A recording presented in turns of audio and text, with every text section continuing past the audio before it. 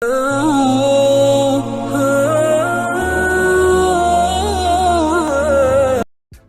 Everyone, আসসালামু আলাইকুম। আজকের রেসিপি হচ্ছে নরম আর একদম সফট তুলতুলে বাটার নান। আর এই বাটার নানগুলো সারাদিন থাকলেও একদম এরকম নরমই থাকবে। চলুন তাহলে এই রেসিপিটি দেখে নেই। আর যারা বাটার ছাড়াও তৈরি করতে চান সেটাও আমি শেয়ার করেছি। নান তৈরির জন্য এখানে আমি 4 কাপ ময়দা নিয়েছি, দিয়ে দিচ্ছি আধা টেবিল চামচ পরিমাণ লবণ, দিয়ে দিচ্ছি 2.5 টেবিল চামচ চিনি, আর দিচ্ছি 2 চা চামচ ইস্ট। ইস্টটা কিন্তু 2 চামচের বেশি দেওয়া যাবে না। দিয়ে দিচ্ছি 4 টেবিল চামচ তেল। তেলটা আমাদের সম্পূর্ণ 6 টেবিল চামচ লাগবে, তবে আগে 4 টেবিল চামচ দিয়ে নিচ্ছি। তেলের সাথে সব কিছু মিশিয়ে এখন হালকা গরম দুধ দিয়ে এই ডোটা তৈরি করে নিচ্ছি। গরমটা এমন হবে যেটার মধ্যে আঙ্গুল চুবিয়ে অনেকক্ষণ রেখে দিতে পারবেন। এইবার মাখানো হয়ে গেলে উপর থেকে বাকি তেলটুকু দিয়ে নিচ্ছি। আর ইনগ্রিডিয়েন্টসের লিস্টটা আমি ডেসক্রিপশন বক্সে দিয়ে দেব, সেখান থেকে দেখে নেবেন। একটু ভালো করে মথে নিয়ে তারপর এটাকে ঢাকনা দিয়ে ঢেকে রেখে দেব 2 ঘন্টার জন্য।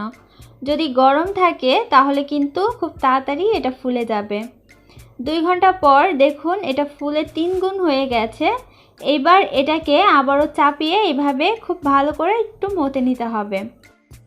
হাত দিয়ে এইভাবে চেপে চেপে 2 থেকে 3 মিনিট মথে নেওয়া হয়ে গেলে তারপর এটাকে কেটে নিচ্ছি। আমি আজকে 6টা রুটি তৈরি করব। আপনারা এই ডো দিয়ে 8টা রুটিও তৈরি করতে পারেন।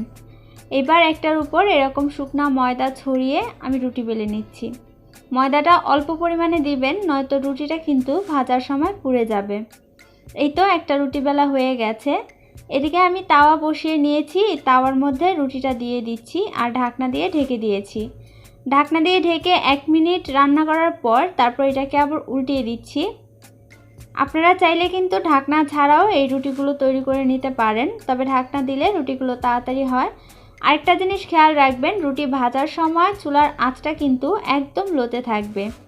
যেহেতু আমাদের রুটিগুলো অনেক মোটা মোটা, তাই চুলার আঁচ বাড়িয়ে দিলে রুটিগুলো ভেতর থেকে কাঁচা থেকে যাবে, আর সেটা কিন্তু খেতে ভালো লাগবে না।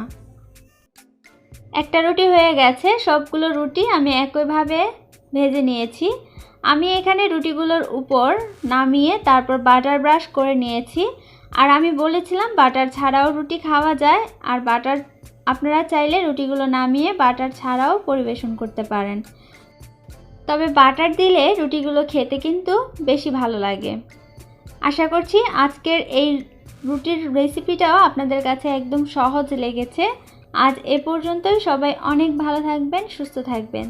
আল্লাহ হাফেজ।